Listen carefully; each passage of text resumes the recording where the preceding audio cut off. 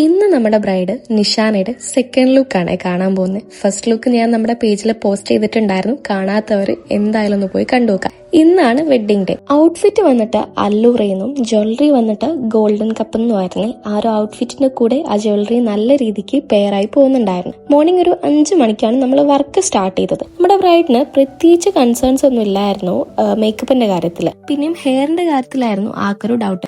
ആള് side partition എടുത്തിട്ടാണ് hair ചെയ്യാറ്, അല്ലാതെ ഹെയർ ചെയ്യാറേ ഇല്ല. അപ്പൊ ആൾക്ക് അതേ രീതിക്ക് തന്നെ ചെയ്താൽ മതി എന്നാണ് പറഞ്ഞിട്ടുണ്ടായിരുന്നത്. തലേന്നും നമ്മൾ സൈഡ് പാർട്ടീഷൻ തന്നെയാണ് എടുത്തിട്ടുണ്ടായിരുന്നത്. അപ്പൊ ആ ഒരു സെയിം ഹെയർ സ്റ്റൈൽ തന്നെ മതി എന്നാണ് പറഞ്ഞിട്ടുണ്ടായിരുന്നത്. ഓപ്പൺ ഹെയർ സ്റ്റൈലാണ് ചെയ്തത്. ഇതാണ് നമ്മുടെ ബ്രൈഡിന്റെ ഫൈനൽ ലുക്ക് വന്നിട്ട്. എനിക്ക് ഈ ലുക്ക് പേഴ്സണലി ഭയങ്കരമായിട്ട് ഇഷ്ടപ്പെട്ടിട്ടുണ്ടായിരുന്നു. നിങ്ങൾക്ക് ഇഷ്ടപ്പെട്ടിട്ടുണ്ടോ എന്നുള്ളത് ഒന്ന് കമന്റ് ചെയ്യാട്ടെ. ആൻഡ് നമ്മൾ 9 മണിയാകുമ്പോഴത്തേക്ക് നമ്മുടെ വർക്ക് ഫിനിഷ് ആക്കി കൊടുത്തിട്ടുണ്ടായിരുന്നു.